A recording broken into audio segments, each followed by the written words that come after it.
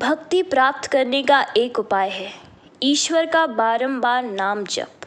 स्वामी विवेकानंद।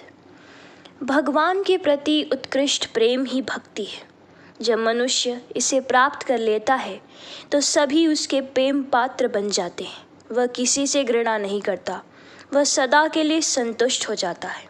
इस प्रेम से किसी काम्य वस्तु की प्राप्ति नहीं हो सकती, क्योंकि जब तक सांसारिक वासनाएं घर किए रहती हैं तब तक इस प्रेम का उदय नहीं होता।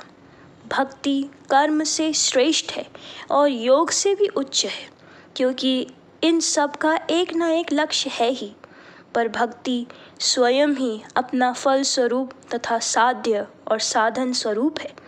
भक्ति योग का एक लाभ यह है कि वह हमारे महान दिव्य लक्ष्य की प्राप्ति का सबसे सरल और स्वाभाविक मार्ग है, पर साथ ही उसके एक विशेष आशंका यह है कि वह अपनी निम्र अवस्था में मनुष्य को बहुधा भयानक, मातंग और कट्टर बना देती है।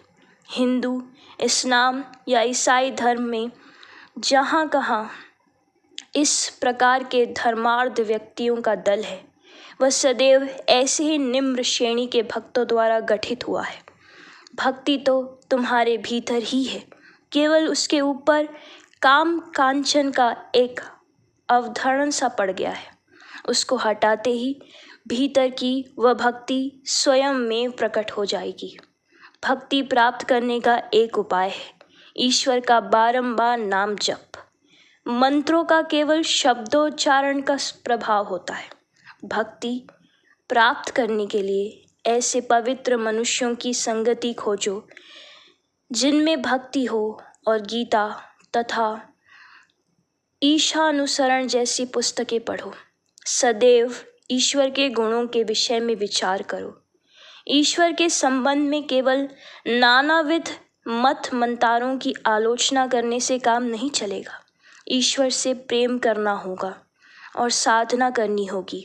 संसार और सांसारिक विषयों का त्याग विशेषता तब करो जब पौधा सुकुमार रहता है। दिन रात ईश्वर का चिंतन करो। जहाँ तक हो सके दूसरे विषयों का चिंतन छोड़ दो। सभी आवश्यक दैनिक विचारों का चिंतन ईश्वर के माध्यम से किया जा सकता है। ईश्वर को अर्पित करके खाओ, उसको अर्पित करके पियो, उसको अर्पित करके सो। सब में उसी को देखो, दूसरों से उसकी चर्चा करो। यह सबसे अधिक उपयोगी है। भगवान की कृपा अथवा उनकी योग्यतम संतान महापुरुषों की कृपा प्राप्त करो। ये ही दो भगवा प्राप्ति के प्रधान साधन हैं। ऐसे महापुरुषों का संग लाभ होना बहुत ही कठिन है। 5 मिनट भी उनका ठीक ठाक संग या लाभ हो सके तो सारा जीवन ही बदल जाएगा। यदि तुम इन महापुरुषों की संगति के सचमुच इच्छुक हो तो तुम्हें किसी न किसी महापुरुष का संग लाभ अवश्य होगा। ये भक्त, ये महापुरुष जहाँ रहते हैं वह स्थान पवित्र हो जाता है। प्रभु की संतानों का ऐसा ही महात्मा है। वे स्वयं प्रभु हैं। वे जो कहते हैं वही शास्त्र हो जाता है।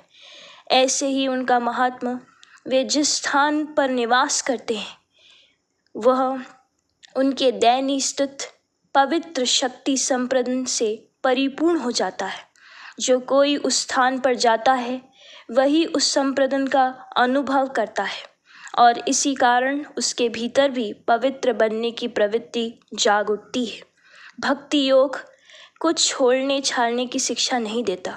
वह केवल कहता है परमेश्वर में आत्मसात हो, और जो परमेश्वर के प्रेम में उन्मत्त हो गया उसकी स्वाभाविकता निम्र विषयों में कोई प्रवृत्ति नहीं रह जाती।